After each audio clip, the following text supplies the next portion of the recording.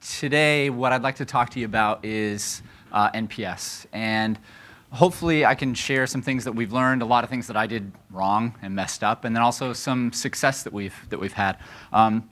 Maybe as something to keep your attention and keep you around. The number that Todd mentioned this morning, about a 43-point increase in NPS, we did that with Pendo, and I can show you some of the things that we did to make that happen. So I'm Dan Larsen. I'm a product manager for a company called Schein. If you've worked in the dental or the animal health or the medical industry, you're probably really familiar. If you haven't, you probably never heard of Schein before. So my experience is I started with Schein about 14 years ago in support, and then I moved over to development and then product. I've been there again about 14 years. So it's one of these big businesses that lots of people have never heard of. But we have 1 million customers worldwide. We have been on the list of world's most ethical companies for the last 5 years. We're number 268 on the Fortune 500. We have about 19,000 employees worldwide, and 15 years on Fortune's World's Most Admired Companies. And then last year, the product that I'm responsible for, our team won an award for a Accelerant Best of Class award for our practice management. So what we do is we build dental practice management software. So everything they use from the clinical side to the front office, processing insurance claims and payments, and also scheduling and patient communication. So that's my world. Some of the examples that I share will be from my experience. So if I start talking about dentistry a little bit, that's why. All right. So agenda. What I want to cover is like a Cliff's Notes version of NPS. I'm guessing everybody knows what NPS is and is pretty familiar with it. That's why you're here. You saw NPS and you thought, yeah, I'll go to that. But as I was preparing for this presentation, I thought I should really read the book again. It's been a minute, and I'm glad I did because there are a couple of things that I'm like, oh yeah, I forgot about that, and I want to share a few of those nuggets that I got from reviewing the book again. Then I want to talk about NPS process design, how to questions to ask yourself before you go jump into Pendo and start building guides, which is what I did first, right? Like shoot first, ask questions later. It's kind of like that. And then I want to get into using segments, analyzing your results, some things to consider there. And then that's just half of the battle, right? After you've done all the polling and you have all of your data, what you do with it next is maybe the most important piece. So I want to talk about that. And then I'll share some success that we had with Pendo. And then if time permits and it's interesting to you, I can even show a couple of basic steps around how to create NPS polls and just kind of get you started if you haven't been using it. Does that sound okay? All right, good. So I want this to be about you. I want you to learn something from this. So I think it's probably important. I don't have a good feel for where everybody stands with NPS. Is everyone complete experts, or is it like, I heard of it once, it sounds interesting? So a couple of questions. If you can raise your hand, who's heard of NPS? Everybody? Okay, good. Keep your hand up if you've conducted NPS polls before. All right, very good. And keep your hand up if you're still doing NPS. Awesome. And then who's doing NPS with Pendo? Oh, this is perfect. Okay, cool. This is going to work out well then. All right, so the Cliff's Notes version of NPS. Basically, this whole concept comes from, it came before this book, but the guy who put it together was this guy, Fred. And the book is called The Ultimate Question, Driving Good Profits and True Growth. And so this entire concept of NPS that you're hearing about all really comes from this book. And there was a follow-up book to it as well. If you haven't read it, highly recommend it. It's an amazing book. I think you'll enjoy it. It's worth the $1 or whatever it would cost to get it. So NPS stands for Net Promoter Score, and your NPS score is the answer. It's the result of this ultimate question. So what is the ultimate question? Would you recommend our product to a friend or colleague? Right? Everybody's familiar with that, and with the scale that it's 0 to 10. Sounds familiar? So a couple of things that I thought were interesting from the book. So everybody's familiar with the concept of promoters and detractors and passives, right? When I read through the book again, there was a definition of each of those that I loved that I hadn't thought of that way in a while. So your promoters are your loyal enthusiasts. They love your product, and those are the users who are giving you 9s and 10s, right? The passives are satisfied, but they're unenthusiastic, and this can actually be a difficult group. Sometimes what we found is Passives don't care, and getting somebody to care can be really difficult. Whereas if somebody's a detractor, if they give you a 1, they care enough to give you a bad score, to actually type in a comment that says, I'm frustrated with this. Passives can be more difficult. And the detractors, this is another kind of definition or way of thinking about it that I really like. Detractors are trapped in a bad relationship. Because if you think about it, if they don't like your product, why would they be using it? One could be that they're still under contract. Another reason could be that they weren't involved with the purchase decision, right? They weren't the buyer, but they've been given the product, and for whatever reason, they're unhappy, and they don't have a choice, right? Or at least they perceive that they don't. So anyway, that's just kind of a way to think about the passives, the promoters, and the detractors. So one of the awesome things about Pendo is that the NPS poll in Pendo will calculate your score for you automatically, which is nice, saves a lot of time, and it's like on the dashboard, it looks really cool. But I think it's good to know like what's the math behind it. So the math is here at the bottom. Your NPS score is the percentage of your promoters minus the percentage of your detractors. So this is kind of a tough metric, right? In order to be a promoter, a customer has to be a 9 or a 10. Your detractors are all the way up to 6. If they're giving you a 6, they're not satisfied. So it's a tough metric, and what this results in is the spectrum of the score for NPS is -100 to +100. And some people will say that any positive score is good. You're doing okay. If you're negative, you got some work to do. And I think the basic notion there is if you have more promoters than detractors, then your score should be positive, generally speaking. Any questions to this point? Okay. So a couple of other highlights from the book that I like. There's this concept of good and bad profits, and I think we've all heard that. But it's interesting to think about it in the context of NPS, because really what you could say is that your bad profit is coming from your detractors. But if you're in finance and you're just looking at a P&L and it says we made $5 million last quarter, $1 million of that being from detractors or promoters, you can't tell the difference. Just as $5 million bucks. Sweet, we're doing good. Everybody's happy. It's not really the case necessarily. So your unhappy users or your detractors, they kill your growth. The detractors are the people that are calling your support team and they complain like crazy and they're on your forums, talking about how terrible you are. Detractors kill your growth. On the flip side, the good profits come from the delighted customers, right? And promoters solve problems for you. And I'll give you an example, Jay, if you don't mind. It's an example from yesterday. So Adam from the Pendo team gave this really great course on segments. And one of the other customers in the audience was asking a couple questions, and Adam had some good answers. But then I think Jay said, actually, here's a best practice that we're using.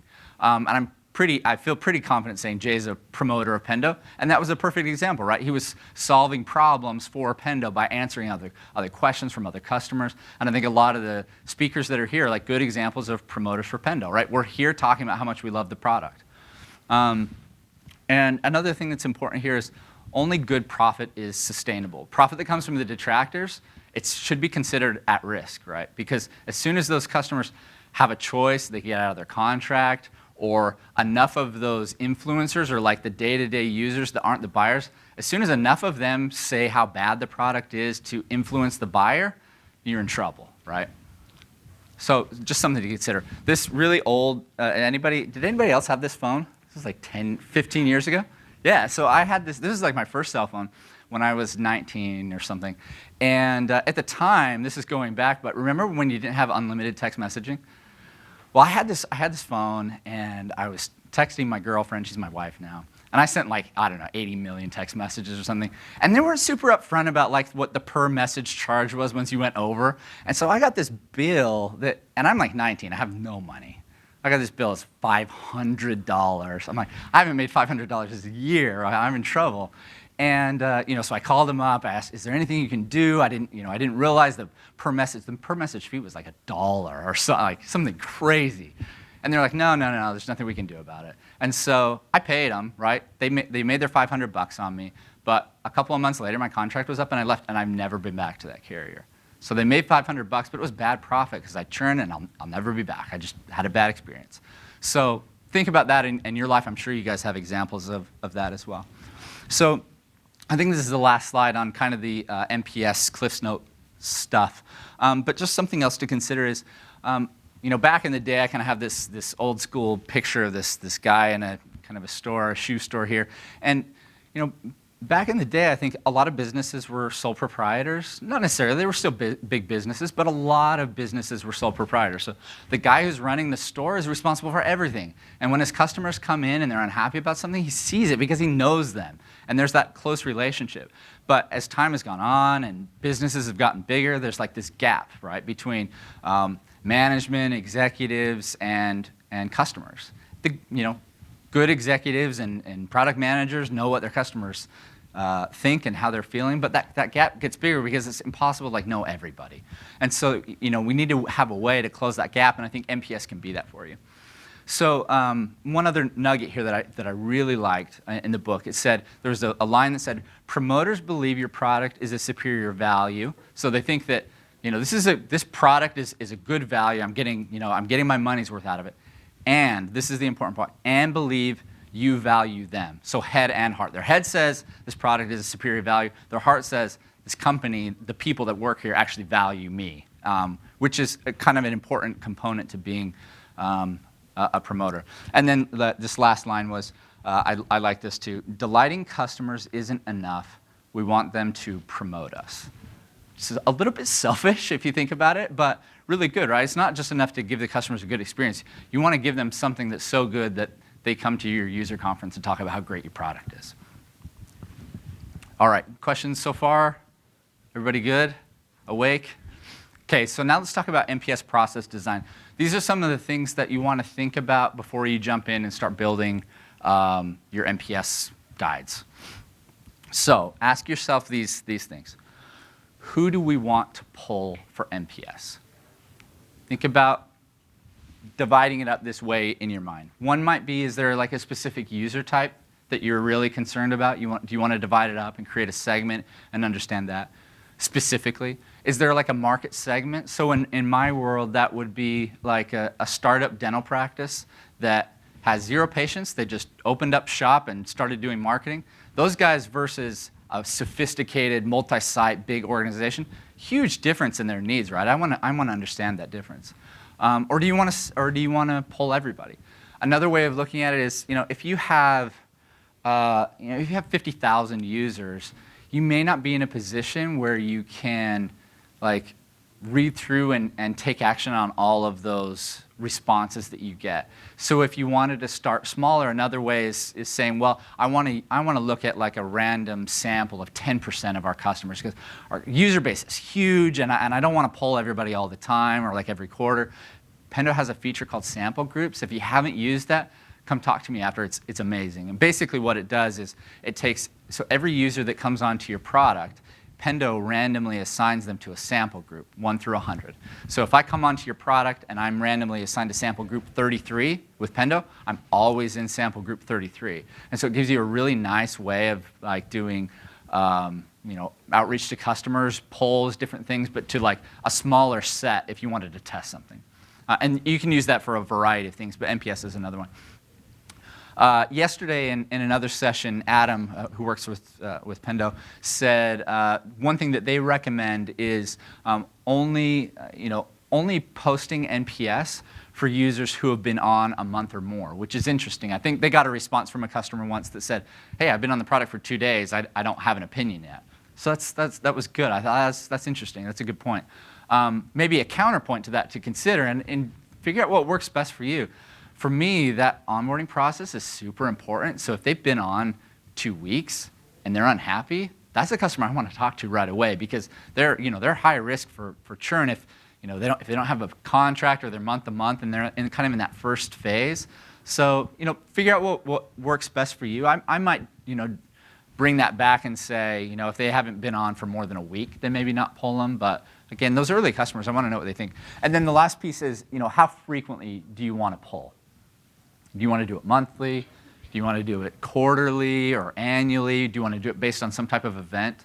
There's this concept in NPS called relationship versus transactional NPS. So transactional NPS is like if I completed an action in your product, and then you pulled me as a result of that. That's transactional. Relationship NPS is more broad. That's just saying, hey, based on our relationship, it's not tied to any one transaction. I think those are generally a little more representative of their relationship or feeling with you overall.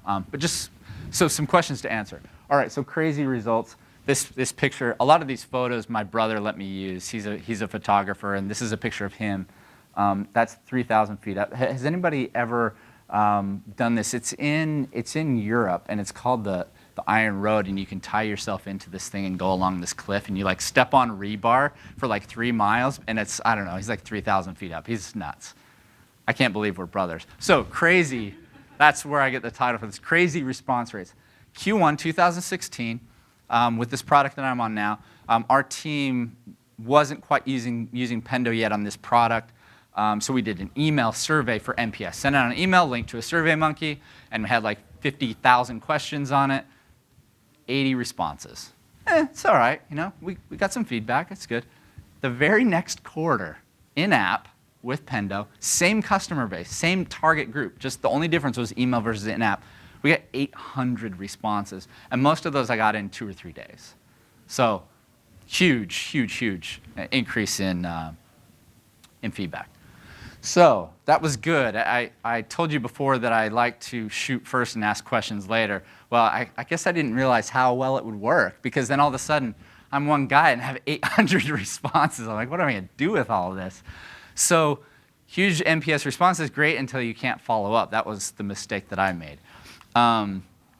So what's better, I think, is having a more steady stream. So what I was doing was quarterly NPS, right? So like at the beginning of the quarter, when I would post, I'd get 800 responses and then try to figure out how to segment it. And it was kind of exciting because I had all this feedback, but my follow-up was terrible because there was just too many people to contact.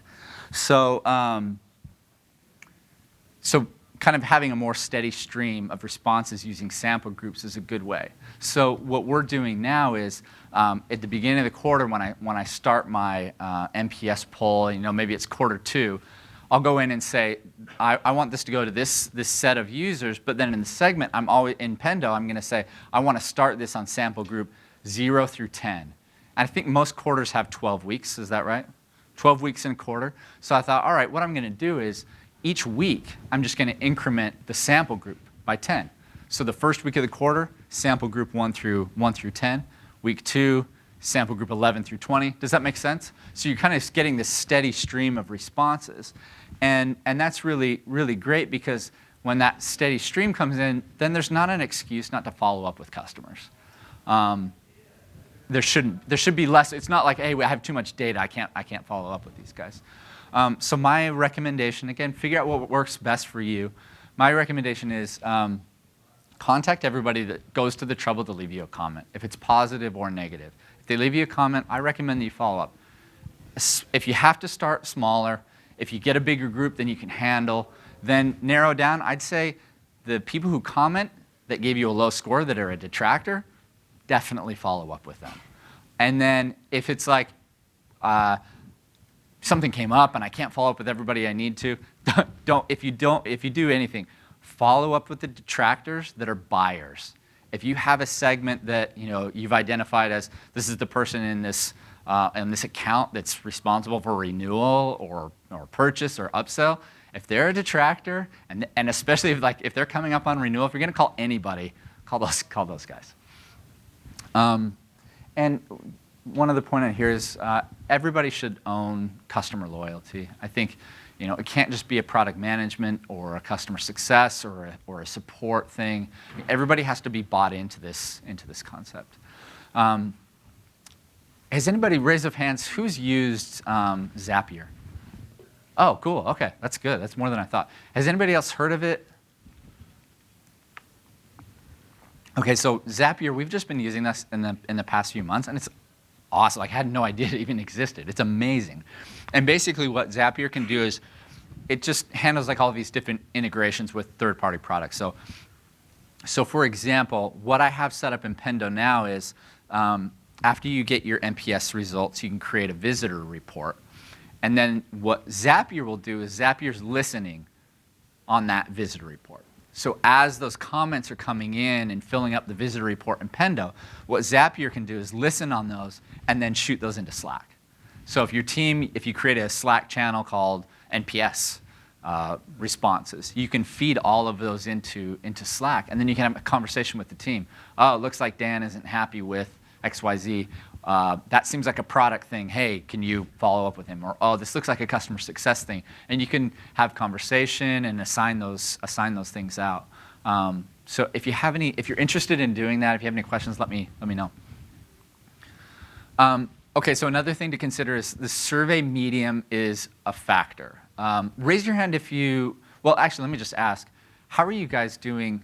Because a bunch of you said we're doing NPS, but we're not doing it in Pendo. What are you using? How are you doing it? Email, okay. What else? Anything else? I use our own forms in the Pendo guide. Okay, so combination of your own thing, email. So we did email. One other thing we did was, this is like 3 or 4 years ago, we hired like an independent research company to do it. It was mega expensive, but they did it over a phone call. And so if you start doing it in NPS and you've been doing it other ways, like if you've been doing it via a phone call or face-to-face somehow before, if you start doing it in-app and your score is lower, don't freak out. It's pretty normal. So for example, this product that I was on a couple of years ago, we were using Pendo, and in the same month, I ran a test because I was really curious. What's the difference between in-app versus the phone survey, where there's somebody, a person on the other end? There's a 26-point difference between, again, same customer base, same month. 26-point difference just based on the survey median. So if your NPS with Pendo is lower, your response rate should be higher, but if your score is lower because you're doing it in-app versus, again, a personal phone call or something, don't worry. I don't think that it's about what your score is. It's about the trend, and it's about getting the feedback and following up and actually doing something about it. So anyway, something to consider. Okay, so now I want to talk about segmenting and analyzing results. So segments, raise your hand if you feel like you understand segments and you're using it today.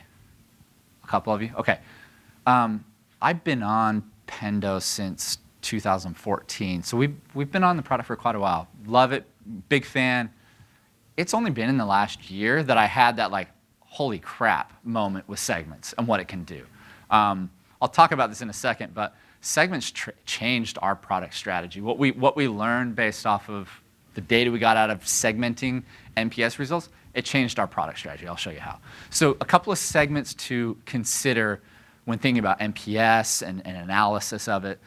So we have user, subscription, and market segment. So with the user, think about like the buyer versus the influencer user. So who's responsible on that account for renewal, for upsell? That's probably, you want to look at it and understand how they feel.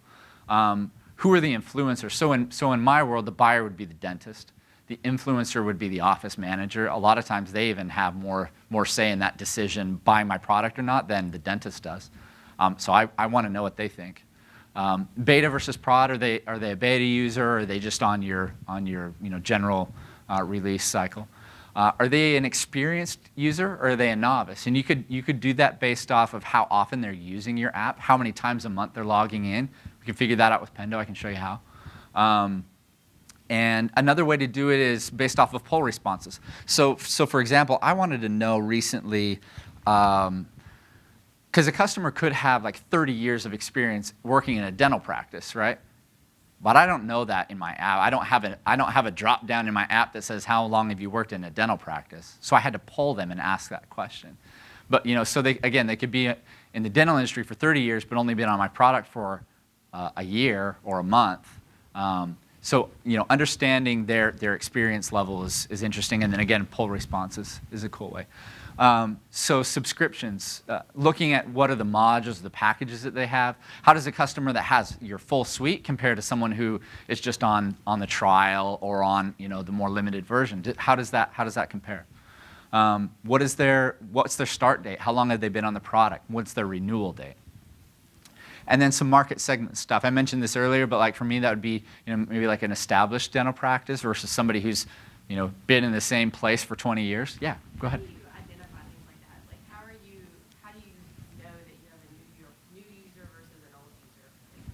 Yeah, good question. So Pendo should have an account create date.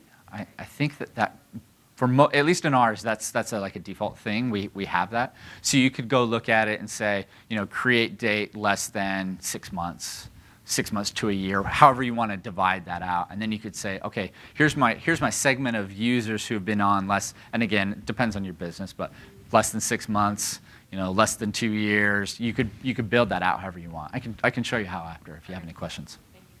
Yeah. And then another interesting thing might be geography. So my product's a global product. So customers that are in the UK, how do they compare with customers that are in the US or Australia? So again, segment, hugely important. If you learn anything this week, learn about segments. It totally changed the way we use Pendo, changed our product strategy. And here are just a couple of examples of segments that I have. And think about how this would apply in your world. So for me, it's like their user type, right? Are they a dental assistant or a doctor? And then, are they like a mobile dental clinic, or do they have, are they a group practice with multiple sites? Just different segments that I have. So I said this a few times that it changed our strategy. One of the things that I realized when I started comparing, NPS based on their roles is I had a huge gap between what doctors thought of my product and what hygienists thought. I never expected that before. I thought they used the product about the same way, right? I'm sure it's different. It was like 30 points different, and I had a lot of sample. So again, segments are super beneficial. I also noticed that I had a big gap in NPS on my market segments. My startup customers who didn't have a lot of previous experience on another system, who were a new business, had some other attributes, their NPS score compared to my customers that were established, that had been working in dental for 20 years and had used other systems, huge difference in their NPS. One of the things that was interesting is when I looked at, like that hygienist role that I looked at, when I segmented those users and looked at their feedback and then sorted by the comments, right? So I'm seeing all the comments for this specific user type. I didn't know this before. I just had so many results. It's hard to see. But when I looked at it by user role, every single one said the same thing. I was like, holy crap, this is a problem. We need to fix that. It was one of those like, oh man, aha moments.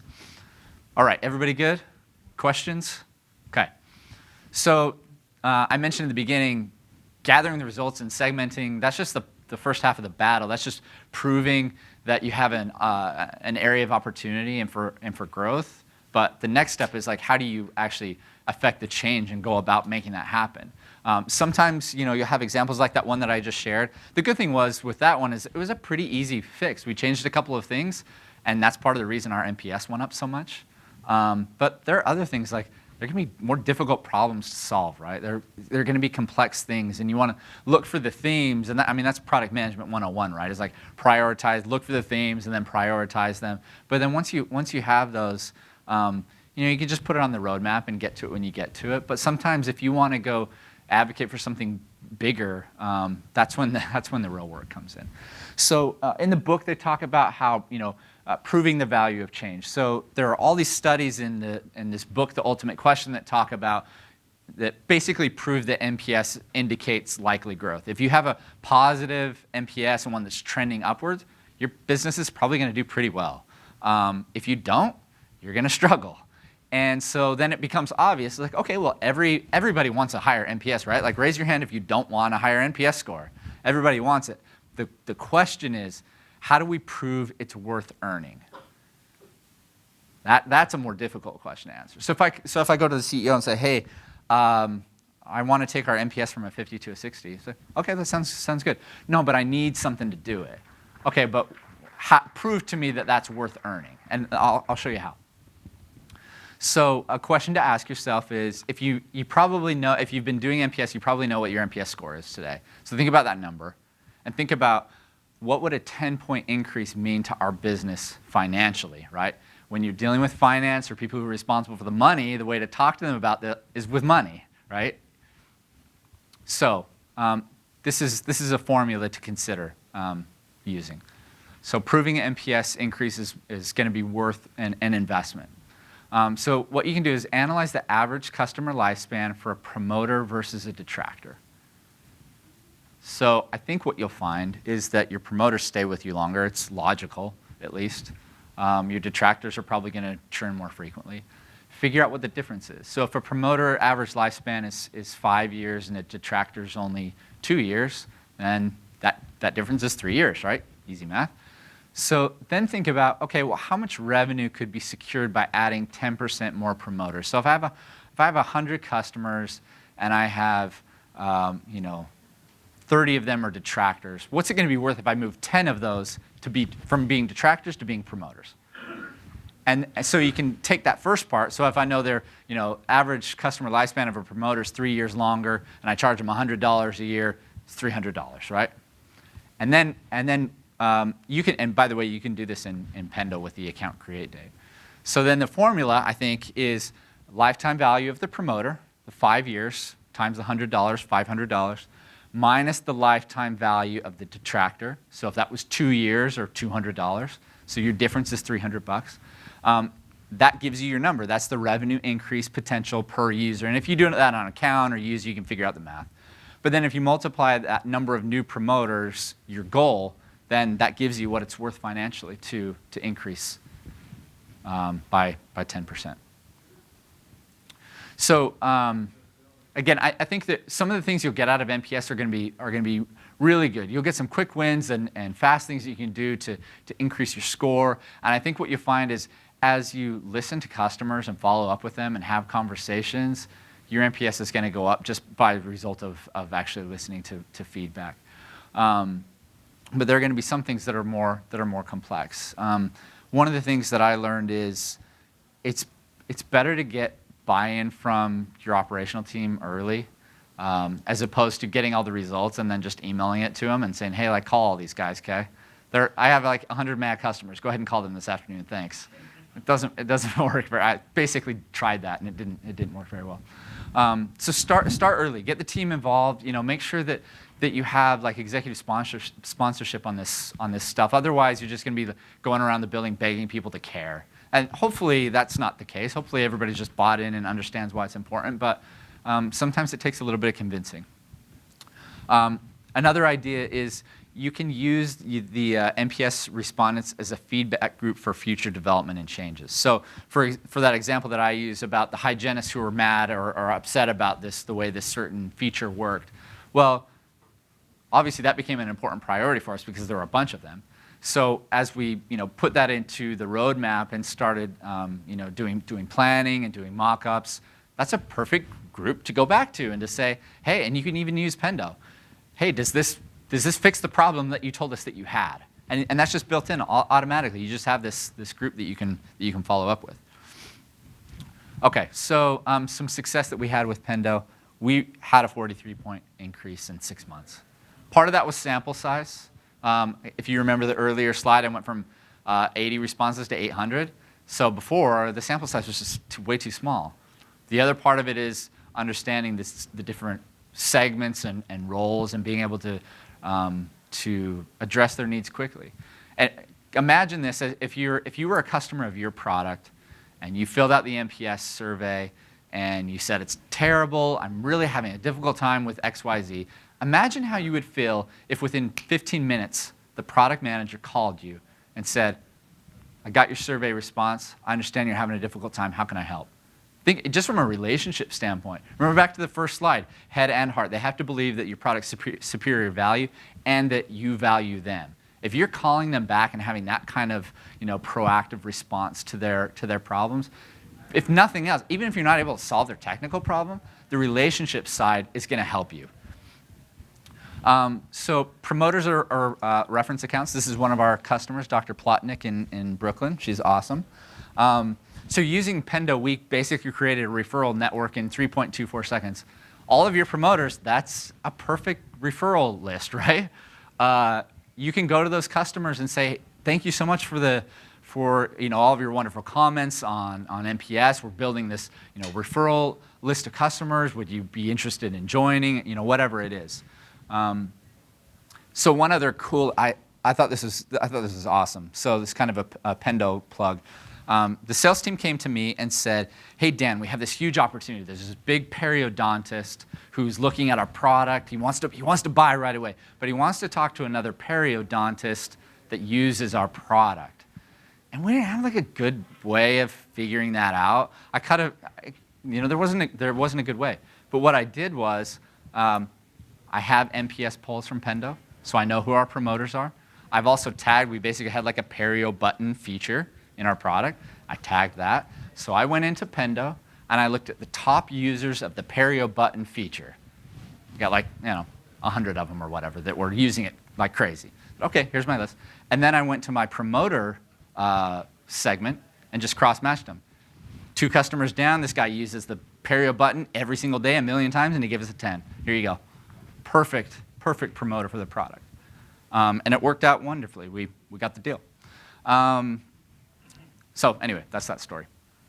I'm going to pause there. Any questions? We just have a couple of minutes left, and I'm just going to wrap up. Any questions so far? Yeah, Jay. You know how you take those segments, you go 1 through 10. Do you consider that a rolling NPS? Like you're always adding to it and not dipping back into the bucket? Is it an aggregate score, or do you look at a different group, and is there any meaning for the different groups against each other over time? Yeah, the way that I'm thinking of and I'm sure there are a lot of ways to do this, the way that I'm thinking about it is it's going to be a rolling NPS for the first 10 weeks of the quarter. By that point, I'll have captured 100%, or as many as I'm going to get. I'll have polled everybody or attempted to. And so then that, those last 2 weeks, I'll kind of evaluate the sum of everything. And that will be one guide.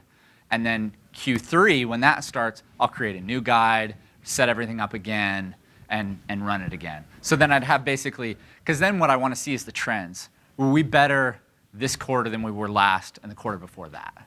And then that way we can kind of have a trend line on it. And then do you look at key indicators of changes or improvements or like in those segments you talked about, like how do you communicate to the teams like this actually made a difference or like actually we're looking down?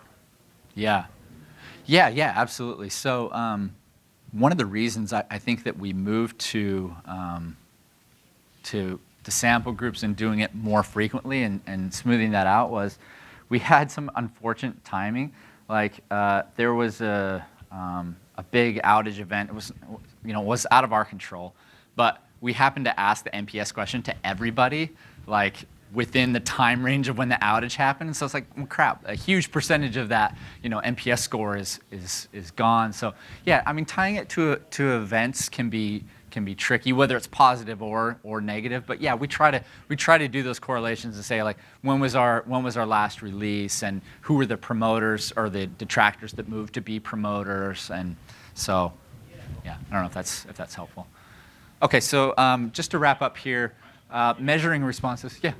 Oh yeah. So if I got that correctly, your customers, every 90 days, your customers get an NPS poll. Yeah. And since you've been using Pendo since 2014, yeah. does that seem about the right amount for them? They're not like, whoa, way too many polls? Yeah, I think that so far I haven't gotten, I mean, maybe 1 or 2, hey, you're polling me too often, but not very many.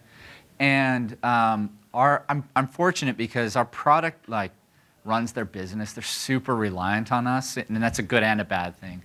But why that matters here is I think that they're really eager to give us feedback, and so I haven't had a problem with that. But over time, someone else was mentioning that the longer you go with it, it will start to tailor off. So you might want to be careful with that. Maybe you want to do it more like semi-annually. So maybe you pull them twice, and you just kind of have an even smaller sample group that you're doing less often. You could look at that. It just depends on your on your business and your product. So. Do you ask him any other questions besides the net promoter, or do you just ask him that one question? That is perfect. That's actually this slide exactly. So perfect segue. Basically, yes, you just want to ask them the one question. So ask would you recommend our product or service to a friend or colleague, and don't try to change that wording around. Use it like from the book. It's in Pendo already. That's really specific to the way that's written. You should do a follow-up question though. So if a customer gives you a 10 or gives you a 0, you want to know why. And so ask, one of these two. What's the main reason for your score? The Pendo team saw a huge increase when they asked that specifically versus another kind of variation on it. So I like that. Or another kind of version of it might be, what is the most important thing we can do to move closer to a 10? And that's where you're asking for the qualitative feedback. What is it that drove your 10 or your 0 vote? Does that make sense? I've done like multi-step polls where I'd ask this and then like one or two other things, but I think one of the biggest mistakes you could make is asking too many questions. I think keeping it simple is kind of the beauty of it. So, yeah. Have you experimented at all with doing an NPS survey in a light box versus doing it as a banner? Yeah. So on the product that I was on previously, we did it as a light box, and the response rate was actually the dismiss rate was a lot higher, and we got more negative comments about you blocking me from doing something. So that's a great point, and that's this piece exactly is I prefer. So if you go into Pendo, click on Guides, Manage Guides and App, right? And then add new guide. I like banner a lot. I like to do it at the bottom because then it's not in their way. Our navigation for our app's at the top, so if we put it at the bottom, it's not, and it's not as intrusive. So I kind of prefer banner. So after you've selected banner, you can come in and then you want to choose poll. And when you choose the poll type, select NPS survey, and then in Pendo, your question and the follow-up question will be, it's already in there for you. And so you can just like turn it on. If you wanted to have a success message, you can turn that on. So after they say, I give you a 10, I love your product, and they click submit, it will say thanks for giving a response. Or you can just submit it without a success message. Look at your segment, figure out how you want to segment the users. And then I like to put it in the launcher first to start, just as a test, especially like if you're just starting with doing like a Slack integration with Zapier and you're testing everything out to make sure it's all coming through. You don't want to blast it out to the whole world and then realize you had a setting that was wrong, and did that before. Again, all the things I did wrong. And then after you've tested that all out and you feel good about it, showing up to the right people, then switch it to public. And one way I'll test is like I'll give myself a 7. It does affect your score a little bit, but not too much. So you can do that. Give yourself a 7, and then like actually make sure that it goes through and you can see the responses in Pendo and in Slack. So just to recap, don't delay your NPS program. If you're doing one now and thinking about doing it with Pendo, go for it. Let me know how I can help. Get started. Don't delay. Get whole company buy-in. That's super important. Always follow up with the users. That's a huge piece of this whole equation. Learn about segments. That's like the most important thing you could do, in my opinion, this week. Learn about segments. Get really comfortable with it, and do the difficult things. Prove the NPS increase is worth it. Dig into the data and go prove that it's worth earning. And the last thing is make it happen, Captain. And basically what I mean by that is product management, customer success, UI, UX. Don't underestimate how much influence you have over your business, over your customers. People are listening to you, so go make it happen. So, questions?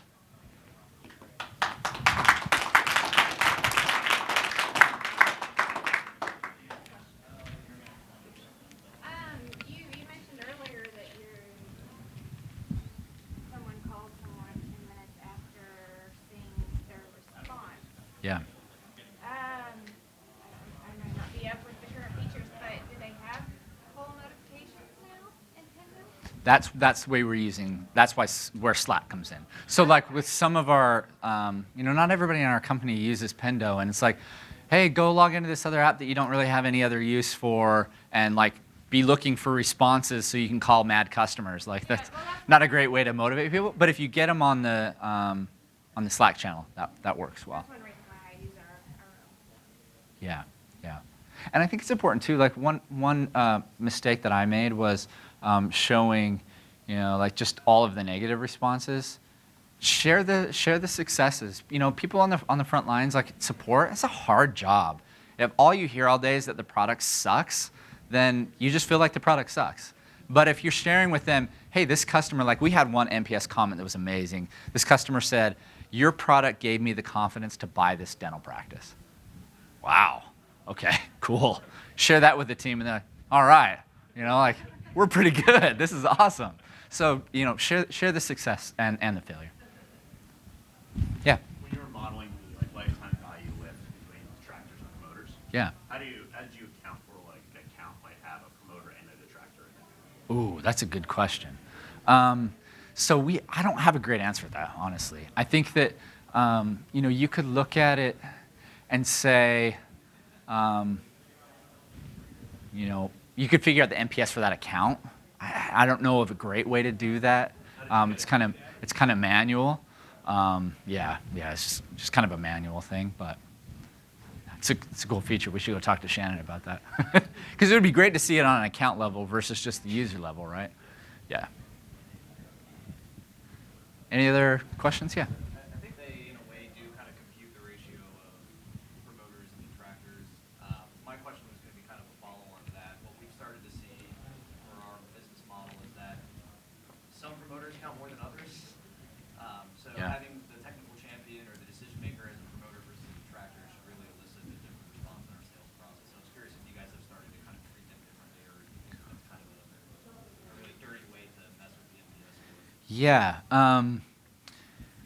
I think that we in terms of follow-up we do treat them differently. I mean, I want to know what everybody thinks again, because like if you had 10 users on an account and the buyer was a promoter and everyone else was a detractor, over time, like the buyer's going to get worn down if all day he's hearing about how the regular users are unhappy with it. So, I mean, we do look at that and want to understand, how does the buyer feel, because the renewal is so important. But, yeah.